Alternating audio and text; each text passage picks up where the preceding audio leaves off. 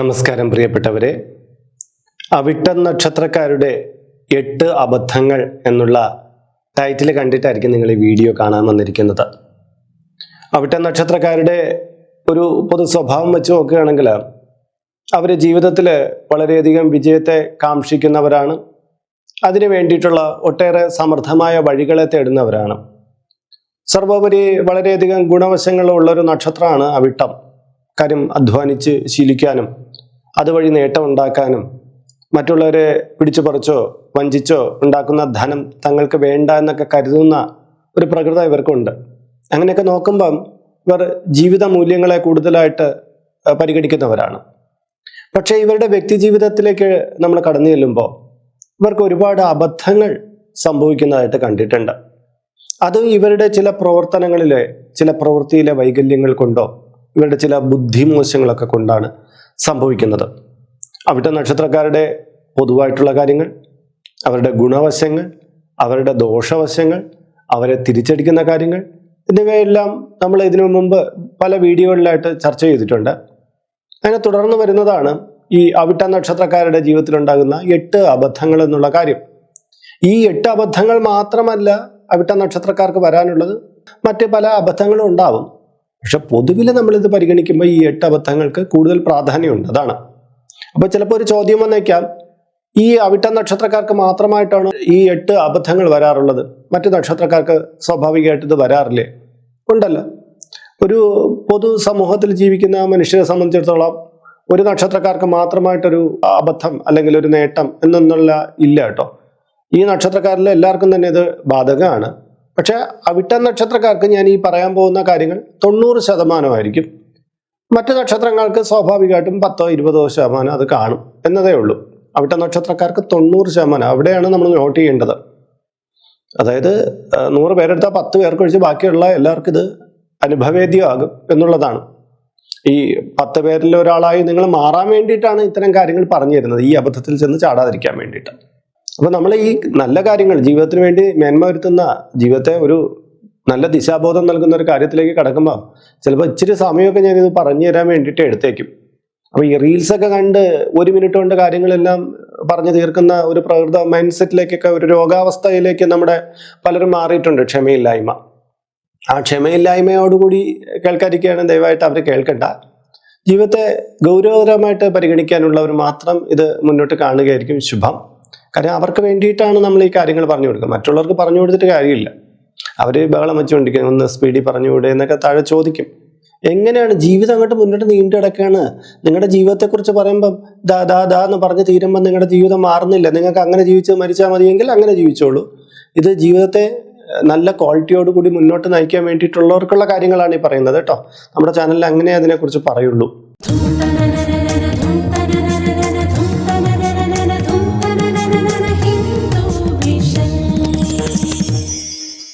നമസ്കാരം, ഹിന്ദു വിഷൻ ചാനലിലേക്ക് ഏവർക്കും സ്വാഗതം. ഞാൻ RJ അയ്യർ ഹരിചന്ദ്ര മഠം. ഈ വീഡിയോയുടെ കമൻറ്റ് ബോക്സിലും ഡിസ്ക്രിപ്ഷൻ ബോക്സിലും നമ്മുടെ വാട്സപ്പ് ചാനലിൻ്റെ ലിങ്ക് ഉണ്ട്. നിങ്ങൾ അതിലൂടെ ചാനൽ പ്രവേശിച്ചാൽ നിങ്ങളുടെ പിറന്നാളിന്, നിങ്ങളുടെ കുടുംബാംഗങ്ങളുടെ പിറന്നാളിന് ഇവിടെ സൗജന്യമായിട്ട് പുഷ്പാഞ്ജലി അർച്ചനകളൊക്കെ നടത്തി തരുന്നതാണ്.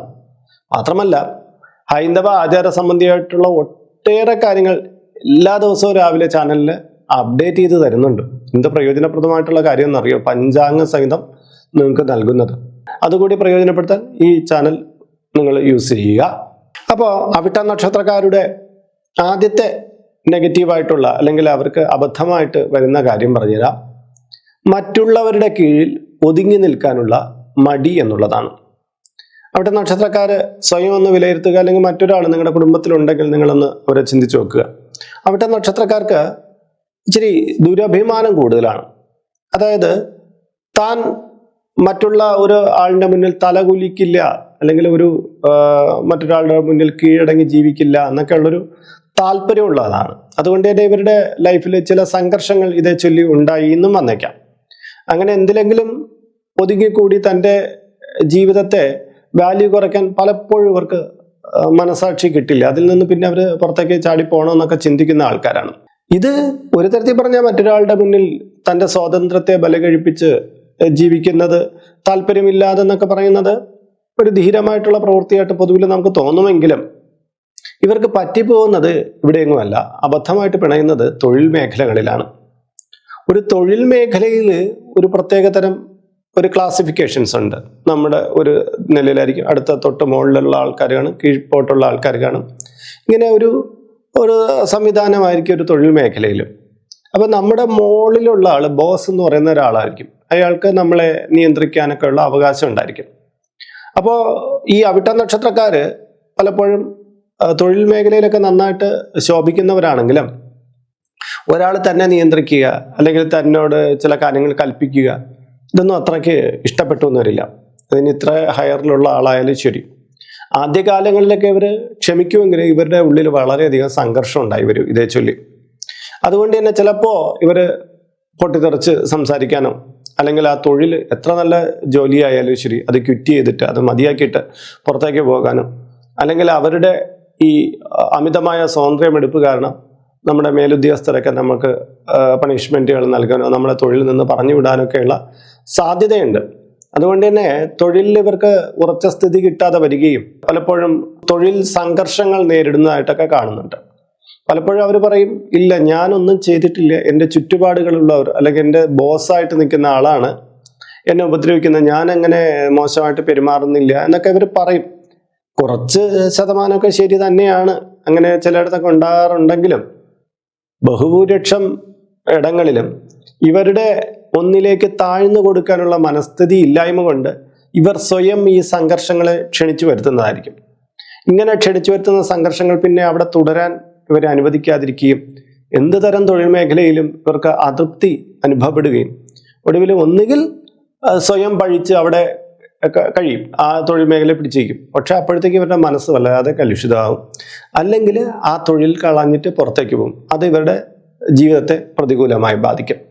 ഇത് രണ്ടായാലും ശരി ഇവർക്ക് വളരെയധികം മോശപ്പെട്ടാണ്, അബദ്ധമാണിത്. ചില പ്രത്യേക തൊഴിൽ മേഖലയിലോ അങ്ങനെയുള്ള പ്രത്യേക ഇടങ്ങളിലോ ചിലരുടെ നിയന്ത്രണത്തിൽ തന്നെയായിരിക്കും നമ്മുടെ ലൈഫ് മുന്നോട്ട് പോവുക, തൊഴിൽ മുന്നോട്ട് പോവുക. അപ്പോൾ ഇത് ആ തൊഴിലിൻ്റെ ഒരു രീതിയാണെന്ന് മനസ്സിലാക്കി അതുമായി ഇടപഴകി നമ്മൾ മുന്നോട്ട് പോവുകയാണ് ശുഭം. ഇത് തൊഴിലാണ്, ഞാൻ ഇതിനു വേണ്ടി സാലറി മേടിക്കുന്നുണ്ട്, ഇവർ പറയുന്ന ചില കാര്യങ്ങൾ ഞാൻ അനുസരിക്കേണ്ടതുണ്ട്, ഇവർ പറയുന്ന ചില കാര്യങ്ങൾ ഞാൻ ചെയ്തു കൊടുക്കേണ്ടതുണ്ട്, അതിനു വേണ്ടിയിട്ടാണ് ഞാൻ ശമ്പളം എണ്ണി വാങ്ങിക്കുന്നത് എന്നുള്ളൊരു മനോഭാവം വളർത്തുക. ഇല്ലെങ്കിൽ ചെയ്യാൻ പറ്റുന്ന കാര്യം സ്വയം നമുക്ക് യാതൊരുവിധ ആരുടെയും നിയന്ത്രണമില്ലാത്ത സ്വന്തമായി ചെയ്യാവുന്ന ബിസിനസ്സുകൾ ചെയ്യുക. ഇല്ലെങ്കിൽ ജീവിതം പലപ്പോഴും അബദ്ധമായി മാറും എന്നുള്ളതിൽ സംശയമൊന്നും വേണ്ട. രണ്ടാമത്തെ കാര്യം സുഹൃത്തുക്കളെ മനസ്സിലാക്കുന്നതിലുള്ള പരാജയം എന്നുള്ളതാണ്. അവിട്ട നക്ഷത്രക്കാര് സുഹൃത്തുക്കളെ സംഘടിപ്പിക്കുന്നതിലൊക്കെ നല്ല ആൾക്കാരാണ്. കാര്യം എന്ന് പറഞ്ഞാൽ ഇവർ പലപ്പോഴും പരോപകാരിയായിട്ട് പെരുമാറുന്നത് കൊണ്ട് തന്നെ ഇവരുടെ കൂട്ടത്തിൽ സുഹൃത്തുക്കളൊക്കെ ഉണ്ടായി വന്നേക്കും. കാര്യം ഇവരുടെ പെരുമാറ്റം മറ്റൊരാൾക്ക് ദോഷമൊന്നും ഉണ്ടായി വരാറുമില്ലല്ലോ. കാര്യം മറ്റുള്ളവരെ എൻകറേജ് ചെയ്യാനും മറ്റുള്ളവർക്ക് വേണ്ടുന്ന സഹായങ്ങൾ ചെയ്യാനൊന്നും ഇവർക്ക് യാതൊരു മടിയുമില്ല. പക്ഷേ ഇവർ സുഹൃത്തുക്കളെ തിരഞ്ഞെടുക്കുന്നതിൽ പരാജയം പറ്റുന്നത് എങ്ങനെയാണെന്ന് വെച്ചാൽ ഇവർ ചിലപ്പോൾ നല്ലവരെ മോശമെന്ന് ധരിക്കുകയും മോശപ്പെട്ടവരെ നല്ലവരെന്ന് കണക്ക് കൂട്ടുകയും ചെയ്യും. അതായത് നമ്മളെ ചിലപ്പോൾ ചില കാര്യങ്ങളിലൊക്കെ ഉപദേശിച്ച് തിരുത്താനൊക്കെ ശ്രമിക്കുന്ന ആള് നമ്മുടെ അധികാരത്തിലേക്ക് കടന്നു വന്ന് സംസാരിക്കുന്ന ആളാണ്, അല്ലെങ്കിൽ എന്നെ നിയന്ത്രിക്കാൻ ശ്രമിക്കുന്ന ആളാണ്, എൻ്റെ പുറത്ത് കുതിര കയറാൻ വരുന്ന ആളാണ് എന്നൊക്കെ ഇവർ ചിലപ്പം തെറ്റിദ്ധരിച്ചേക്കും. എന്നാൽ നമ്മളെ നിരന്തരം പുകഴ്ത്തുകയും എന്നാൽ നമുക്ക് ഒരുപാട് ദോഷങ്ങൾ ചെയ്യുന്ന ആൾക്കാർ ഇവൻ എൻ്റെ ഏറ്റവും വലിയ അല്ലെങ്കിൽ ഇവൾ എൻ്റെ ഏറ്റവും നല്ല ഫ്രണ്ടാണ്, ഇവൾ എനിക്ക് ഗുണം ചെയ്യുമെന്നൊക്കെ ഉള്ളൊരു തെറ്റിദ്ധാരണ വന്നേക്കും. ഇതൊരു ഉദാഹരണം പറഞ്ഞാണ്. പൊതുവിൽ ഇവർ സുഹൃത്തുക്കളെ തുറന്ന് മനസ്സിലാക്കുന്നതിൽ ഇത്തിരി പരാജയമാണ്. അപ്പോൾ ഈ കൂടെ നിന്നിട്ട് പുകഴ്ത്തുന്ന എല്ലാവരും മോശമാണെന്നൊന്നും ഞാനിവിടെ പറഞ്ഞ് അർത്ഥമാക്കി എടുക്കരുത്. ഞാൻ പറഞ്ഞത് അങ്ങനെയല്ല. നമ്മൾ ആ കൂടെയുള്ള ആളെ മനസ്സിലാക്കുന്നതാണ്. അതായത് ഒരാൾ സത്യസന്ധമായിട്ട് പുകഴ്ത്തുന്നതും ഒരാൾ കള്ളത്തരമായിട്ട് അവരുടെ കാര്യം നേടിയെടുക്കാൻ വേണ്ടി പുകഴ്ത്തുന്നതും തമ്മിലുള്ള ഒരു അന്തരം നമ്മൾ മനസ്സിലാക്കി വെക്കണം.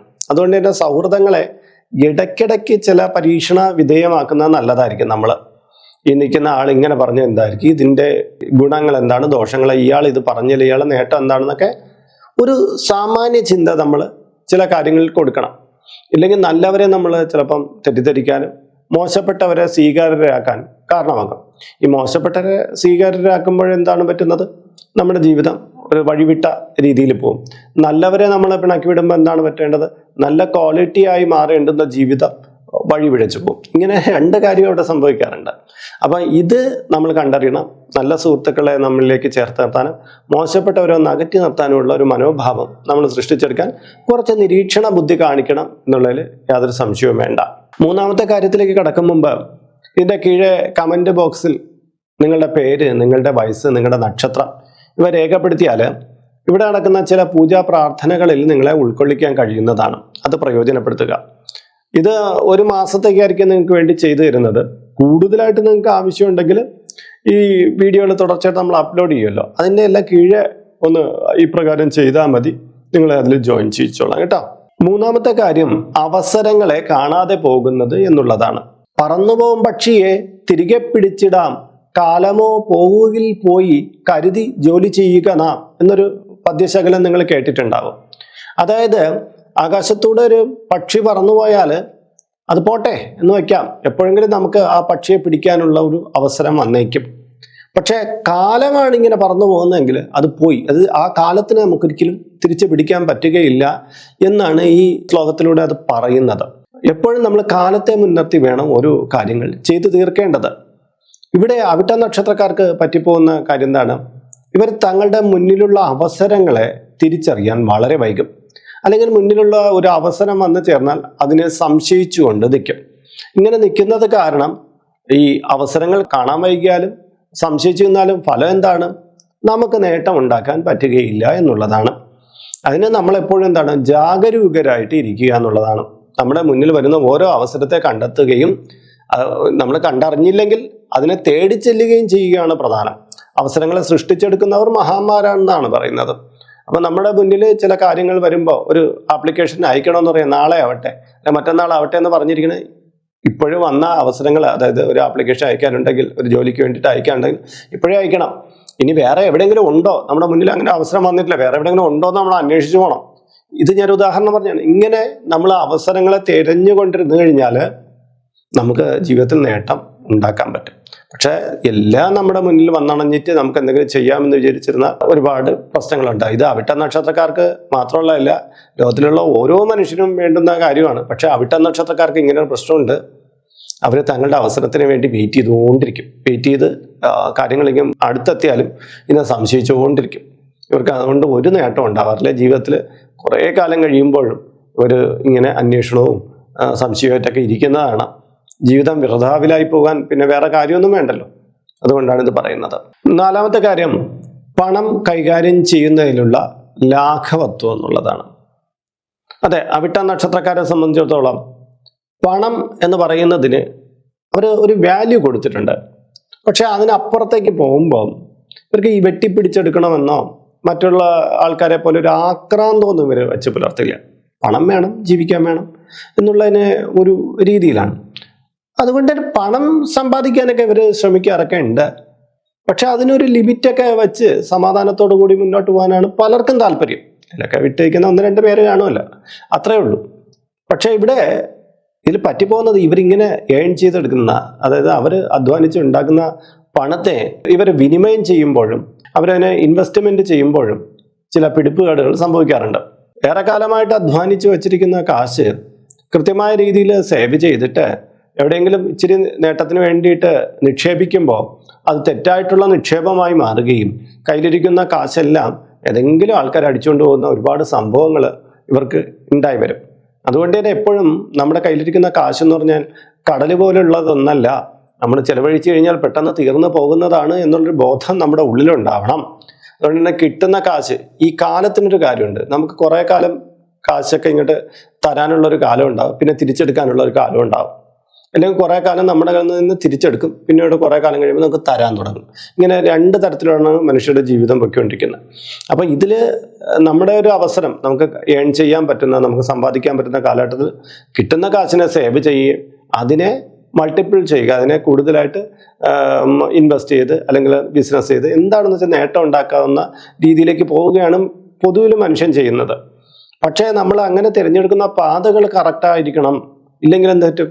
നമുക്ക് നല്ല കാലത്ത് കിട്ടിയ സമ്പാദ്യമെല്ലാം നഷ്ടപ്പെട്ടു. അവിട്ട നക്ഷത്രക്കാരുടെ ഒരുപാട് പേർക്ക് ഇങ്ങനെ കെണികളിലൊക്കെ ചെന്നുപെട്ട് കാശ് നഷ്ടപ്പെട്ടു പോകാറുണ്ട്. അതുകൊണ്ട് തന്നെ നമ്മൾ പണത്തെ കൈകാര്യം ചെയ്യുന്നതിൽ ലാഘവത്വം കാണിക്കരുത്. ഗൗരവതരമായിട്ട് നിരീക്ഷിച്ച് തന്നെ അതൊക്കെ ചെയ്യണം. ഇല്ലെങ്കിൽ പിന്നീട് ജീവിതത്തിലേക്ക് തിരിഞ്ഞു നോക്കുമ്പോൾ നമ്മൾ കാട്ടിയ മണ്ടത്തരം ഒരിക്കലും തിരുത്താൻ പറ്റാത്ത കാര്യമായി പോവും. അങ്ങനെ ഒരുപാട് പ്രശ്നങ്ങളിൽ നല്ലതുപോലെ ജീവിച്ചുകൊണ്ടിരുന്നിട്ട് ഒടുവിൽ ഒന്നുമില്ലാത്ത അവസ്ഥയിലേക്ക് പോകുന്ന ഒട്ടേറെ അവിട്ട നക്ഷത്രക്കാരെ നമുക്ക് കാണാൻ കഴിഞ്ഞിട്ടുണ്ട്. അതാണ് നിങ്ങളെ ഓർമ്മിപ്പിക്കുന്നത്. അഞ്ചാമത്തെ കാര്യത്തിലേക്ക് കടക്കും മുമ്പ് ഇത്രയും നേരം ഞാൻ പറഞ്ഞ കാര്യങ്ങൾ നിങ്ങളുടെ ജീവിതമായിട്ട് ചേർന്ന് നിൽക്കുന്നതാണെങ്കിൽ ഇതൊന്ന് ലൈക്ക് ചെയ്തിട്ട് മുന്നോട്ട് പോകണം. കാര്യം നിങ്ങൾ നൽകുന്ന ഈ ലൈക്ക് ഉണ്ടല്ലോ, അത് ഞാൻ എൻ്റെ നെഞ്ചോട് ചേർത്ത് പിടിക്കുകയാണ്. നിങ്ങളുടെ ഒരു സ്നേഹമാണ്. നമ്മൾ ഇത്തരം കാര്യങ്ങളെക്കുറിച്ച് ജ്യോതിഷത്തിലെ പല ഗ്രന്ഥങ്ങൾ പരിശോധിച്ച് എൻ്റെ ജീവിതാനുഭവങ്ങൾ വെച്ചിട്ട് ജ്യോതിഷപരമായിട്ടുള്ള എൻ്റെ ഒരു അനുഭവം വെച്ചിട്ടൊക്കെ നിങ്ങൾക്ക് വേണ്ടി തയ്യാറാക്കുന്ന വീഡിയോയ്ക്ക് നിങ്ങൾ നൽകുന്ന സ്നേഹം അത് സ്വീകരിക്കുന്നതാണ്. പലപ്പോഴും വീഡിയോ കണ്ടിട്ട് പലരും പോകുന്നു, ഒരു സെക്കൻഡ് കൊണ്ട് ചെയ്യാവുന്ന ഒരു ലൈക്ക് പലപ്പോഴും തരാതെ പോകുന്നു. അത് എനിക്ക് തോന്നാറുള്ളത് അതൊരു ശീലമായിരിക്കാം. എങ്കിലും വ്യക്തി എന്നുള്ള നിലയിൽ നമ്മൾ നന്മയുള്ള ഒരാളാണെങ്കിൽ ആ ഒരു ലവ്, ഒരു സ്നേഹം കുറിച്ചിടും. അത് നിങ്ങൾക്കുണ്ടെങ്കിൽ ഒരു ലൈക്ക് തരിക, നിർബന്ധമല്ല. അഞ്ചാമത്തെ കാര്യം സ്ഥിരത കുറവ് എന്നുള്ളതാണ്. സ്ഥിരത കുറവ് എന്ന് പറഞ്ഞാൽ എന്താണ്? ഒന്നിലേക്ക് ഉറച്ചു നിൽക്കാനുള്ള കഴിവുകേടാണ്. പൊതുവിൽ അവിട്ട നക്ഷത്രക്കാർക്ക് ഇങ്ങനെ കാണാറുണ്ട് കേട്ടോ. ഒരു കാര്യത്തിന് അങ്ങോട്ട് ഉറച്ചു നിൽക്കാൻ ഇവർ പലപ്പോഴും വിമുഖത കാണിക്കാറുണ്ട്. അവർക്ക് കുറച്ച് നാൾ അതിലേക്ക് നിൽക്കുമ്പം അതങ്ങ് മടുത്തു. പിന്നെ വേറൊന്നിലേക്ക്, അത് വ്യക്തിബന്ധങ്ങളിലായാലും ശരി, തൊഴിലിലായാലും ശരി, ചിലപ്പോൾ ചില ഭക്ഷണ കാര്യത്തിൽ പോലും ഇവരിങ്ങനെ ടേസ്റ്റുകളിൽ വ്യത്യാസം വരുത്താൻ ശ്രമിച്ചുകൊണ്ടിരിക്കും. അത് നല്ലത് തന്നെയാണ്. ഒരു തരത്തിൽ പറഞ്ഞ വെറൈറ്റികൾ നമ്മുടെ ജീവിതത്തിലേക്ക് കടന്നു വരുന്നത് നല്ലത് തന്നെയായിരിക്കും. പക്ഷേ തൊഴിലിലോ അല്ലെങ്കിൽ ആശയങ്ങളിലോ നമ്മൾ ഉറച്ചു നിൽക്കാത്തൊരു സമീപനമാണ് കാണിക്കുന്നതെങ്കിൽ നമ്മൾ മൂല്യമില്ലാത്തവരായി മാറിപ്പോകും എന്നുള്ളതാണ്. ഒരു തൊഴിൽ മേഖലയിൽ ഒരാൾ ഉറയ്ക്കുന്നില്ല എന്ന് പറഞ്ഞാൽ അയാളുടെ ജീവിതം എന്ന് പ്രതിസന്ധിയിലായിരിക്കും. അയാൾ ഒരു ആശയത്തിൽ ഉറയ്ക്കുന്നില്ല എന്ന് പറയുകയാണെങ്കിൽ മറ്റുള്ളവർ ഇയാളെ കാണുന്നത് ഇയാൾ വാക്കിന് വിലയില്ലാത്ത ഒരാളായിട്ടാണ്. അപ്പം ഈ സ്ഥിരത എന്ന് പറയുന്നത് ഒരു കാര്യത്തിലേക്ക് അത് തെറ്റാണെന്ന് മനസ്സിലാക്കിയിട്ടും അവിടെ ഉറച്ചിരിക്കുന്നതിനെ കുറിച്ചല്ല പറയുന്നത്. ഒരു കാര്യത്തിൽ നമ്മളിപ്പോൾ ചില പൊളിറ്റിക്സിലൊക്കെ ഉണ്ട്, നമ്മളിങ്ങനെ നിൽക്കും. കുറേ കാലം കഴിയുമ്പോഴാണ് നമുക്ക് മനസ്സിലാകുന്നത് ഈ പൊളിറ്റിക്സ് തെറ്റാണെന്ന്. എന്നാൽ നമ്മൾ അതിൽ നിന്ന് മാറുന്നതിൽ തെറ്റൊന്നുമില്ല.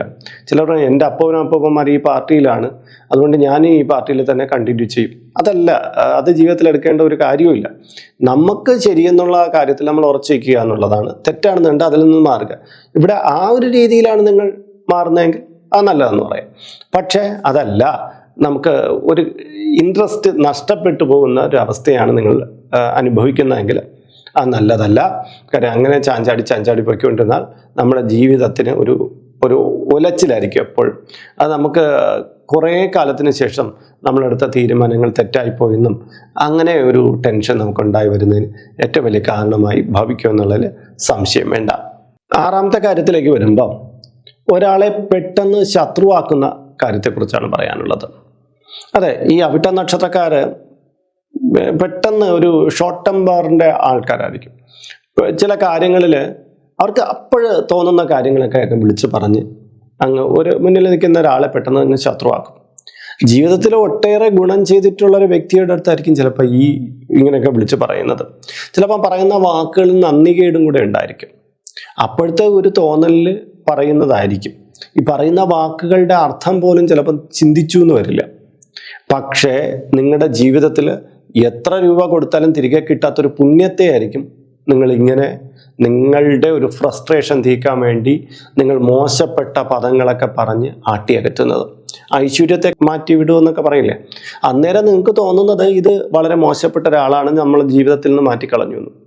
പക്ഷെ അങ്ങനെയല്ല, നിങ്ങൾക്ക് ഒരുപാട് സഹായം ചെയ്ത് നിങ്ങളോട് ഇനിയും നിന്ന് കഴിഞ്ഞാൽ നിങ്ങൾക്ക് കൂടുതൽ നേട്ടം തരാവുന്ന ഒരു വ്യക്തിത്വത്തെ നിങ്ങൾ എന്തെങ്കിലും കാര്യത്തിൽ അടച്ചാക്ഷേപിച്ച് നിങ്ങൾ പറഞ്ഞു വിട്ടു കഴിഞ്ഞാൽ ഇപ്പോഴോ പിന്നീടോ നിങ്ങൾക്കൊരു കുറ്റബോധം തോന്നിയില്ലെങ്കിലും നിങ്ങളുടെ ജീവിതത്തിൽ അതുണ്ടാക്കുന്ന പ്രതിഫലനം അതിഭയങ്കരമായിരിക്കും. നിങ്ങളെ മുച്ചൂടും തകർത്ത് കളയാനുള്ള ഒരു ശക്തി അവിടെ നിന്ന് പ്രവഹിക്കും. അതൊരു പ്രപഞ്ച സത്യമാണ്. അവിട്ട നക്ഷത്രക്കാർ പലരും ചിലരെ വേദനിപ്പിക്കാറുണ്ട് ഒരു ഘട്ടത്തിൽ. അവർ പെട്ടെന്ന് തോന്നുന്ന തോന്നൽ കൊണ്ടായിരിക്കാം.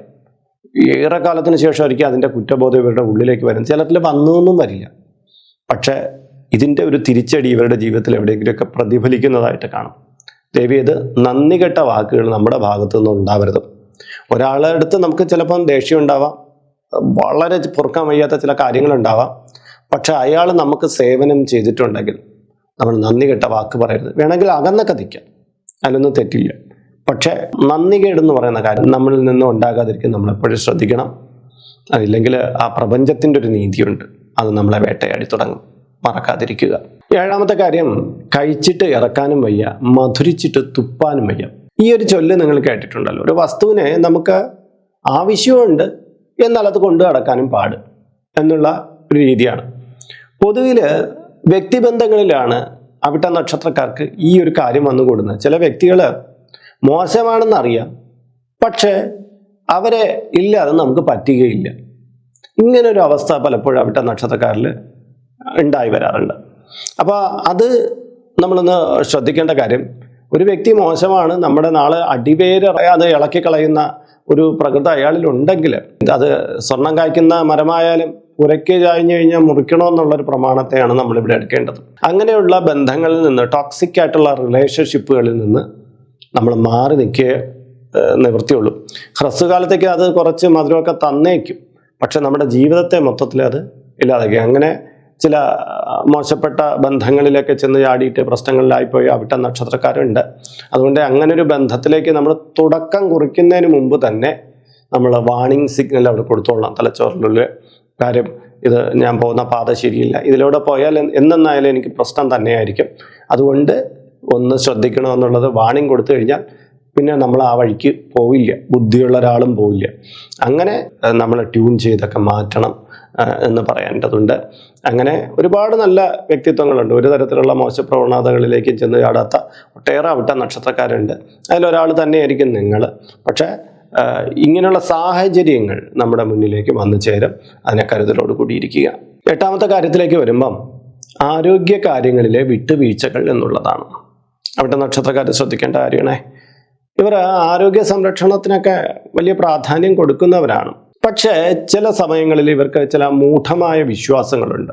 ഇങ്ങനെ രീതിയിൽ പോകുന്നതാണ്, ഇങ്ങനെ ഒരു കാര്യം ചെയ്താൽ എൻ്റെ ആരോഗ്യം മെച്ചപ്പെടുമെന്ന്. ചിലപ്പോൾ ഇവർ ചെയ്യുന്ന ചില ഗോപ്യമായ ചികിത്സാ പദ്ധതികളായിരിക്കാം, ചില ഒറ്റമൂലി സമ്പ്രദായങ്ങളായിരിക്കാം. പക്ഷേ ഇതൊക്കെ ചിലപ്പോൾ ശരീരത്തിന് പ്രത്യാഘാതങ്ങൾ സൃഷ്ടിക്കുന്നതാണെന്ന് മനസ്സിലാക്കാൻ ഇവർ വൈകിപ്പോവും. മറ്റു ചിലരുണ്ട്, കുറച്ചു കാലം ആരോഗ്യ കാര്യത്തിൽ വളരെ ശ്രദ്ധയായിരിക്കും. കുറച്ച് സമയം കഴിയുമ്പോൾ ഇവർക്ക് തോന്നുന്നത് എനിക്ക് അത്യാവശ്യമുള്ള ആരോഗ്യം ഉണ്ടായിട്ടുണ്ട്, അതിന് വേണ്ടിയിട്ട് അത്രയും നാൾ അവർ നല്ല എക്സസൈസും മറ്റു കാര്യങ്ങളൊക്കെ ചെയ്യും. പിന്നീട് അത് പാടെ ഒഴിവാക്കും. അപ്പോഴത്തേക്കും അവരുടെ ശരീരത്തിൽ കുറച്ച് രോഗാവസ്ഥകളുണ്ടാവും. അത് ഇവർ തിരിച്ചറിയാൻ വൈകിപ്പോവും. അങ്ങനെ ജീവിതശൈലിയിൽ ഇവർ ഫേക്കായിട്ട് ഇവരുടെ ബോധം ഉണ്ടാക്കി വയ്ക്കും. ഞാൻ ആരോഗ്യ ദൃഢഗാത്രനാണ് എന്നൊക്കെ വിചാരിച്ചു വയ്ക്കും. എന്നിട്ട് ഇവർ മോശപ്പെട്ട ചില ശീലങ്ങൾ മുന്നോട്ട് പോകും. ചിലപ്പോൾ ചില ലഹരി വസ്തുക്കളാവാം, ചിലപ്പം ഫുഡിനോടുള്ള അമിതമായ താല്പര്യമാവാം. അങ്ങനെ പല മേഖലകളിലൂടെ സഞ്ചരിച്ച് ഒരു ആരോഗ്യത്തെ മോശമാക്കും. അപ്പോൾ ആ മോശം പിന്നീട് ഇവരുടെ ജീവിതത്തിൽ വലിയ തിരിച്ചടികൾ ഉണ്ടാക്കും. അതുകൊണ്ട് തന്നെ അവർക്ക് പിന്നീട് തോന്നും, ഞാൻ അന്ന് തുടങ്ങി വെച്ച ചില കാര്യങ്ങൾ, ചില എക്സസൈസ് ചെയ്യാൻ പോയത്, നടക്കാൻ പോയത്, അല്ലെങ്കിൽ ഭക്ഷണത്തിൽ നിയന്ത്രണം വയ്ക്കാൻ പോയ കാര്യങ്ങൾ, അതന്ന് കണ്ടിന്യൂ ചെയ്തിരുന്നെങ്കിൽ എനിക്ക് ഇന്ന് ഈ പ്രശ്നം വരികയില്ലായിരുന്നു എന്ന് ചിന്തിക്കുന്ന ചില തലത്തിലേക്കൊക്കെ വരാറുണ്ട്. അപ്പോൾ നമുക്കങ്ങനെ പറ്റിപ്പോകാതിരിക്കാൻ നമുക്ക് എന്ത് ചെയ്യാൻ പറ്റും? നമ്മൾ ഇത്തരം ആരോഗ്യ കാര്യങ്ങൾ ഒരു വിട്ടുവീഴ്ചയൊന്നും കാണിക്കണ്ട. രോഗഗ്രസ്തമായിട്ടുള്ള ഒരു ശരീരം ഉണ്ടെങ്കിൽ പിന്നെ നമ്മൾ എന്തൊക്കെ ഉണ്ടായെന്ന് പറഞ്ഞിട്ട് കാര്യമില്ല, നമ്മൾ അതിനു വേണ്ടിയിട്ട് സ്ട്രഗിൾ ചെയ്തുകൊണ്ടിരിക്കണം. അതുകൊണ്ട് തന്നെ രോഗത്തിന് അടിമപ്പെടാതെ നമ്മൾ ശരീരത്തെ സംരക്ഷിക്കുകയാണ് ഒരു മനുഷ്യനെ സംബന്ധിച്ചിടത്തോളം ഏറ്റവും വലിയ കാര്യം. അതുകൊണ്ട് ആരോഗ്യ കാര്യങ്ങളിൽ വിട്ടുവീഴ്ചകൾ പാടില്ല എന്നുള്ളതാണ് പ്രധാനം.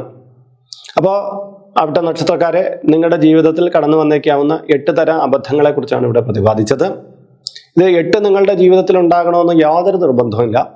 പക്ഷെ ഒരു 5 എണ്ണമെങ്കിലും ജീവിതത്തിൽ നിർബന്ധമായി നിശ്ചയമായി കടന്നു വന്നിരിക്കും, അതിൽ സംശയമില്ല. നിങ്ങളുടെ ഒരു ഏജ് ഇപ്പം ഇച്ചിരി കുറവാണെങ്കിൽ ചിലപ്പം വന്നില്ല എന്ന് വരാം. പക്ഷെ മുന്നോട്ടുള്ള ജീവിതത്തിൽ ഇത് കടന്നു വരാൻ സാധ്യത ഏറെയാണ്. ഈ സാധ്യത ഏറെയാണെന്ന് പറഞ്ഞിട്ട് നമുക്കിത് എല്ലാ അബദ്ധങ്ങളും നമ്മുടെ ജീവിതത്തിൽ കൂടെ കടന്നു പോകണമെന്ന് നിർബന്ധമില്ലേ. നമ്മുടെ ബുദ്ധിയാണ് ഇവിടെ ഉപയോഗിക്കേണ്ടത്. ഞാനിപ്പോൾ പറഞ്ഞ കാര്യങ്ങളുണ്ടല്ലോ, ഇപ്പൊ ഇത് കേട്ടിട്ടുള്ളവരുടെ എല്ലാവരുടെ ഉള്ളിലൊരു മിന്നലാട്ടം ഉണ്ടാകും. ഇന്ന കാര്യങ്ങൾ വരുമ്പോൾ ഇങ്ങനെ പ്രതികരിക്കണമെന്ന്. ഇങ്ങനെയാണ് മനുഷ്യർ തിരുത്തപ്പെടുന്നത്.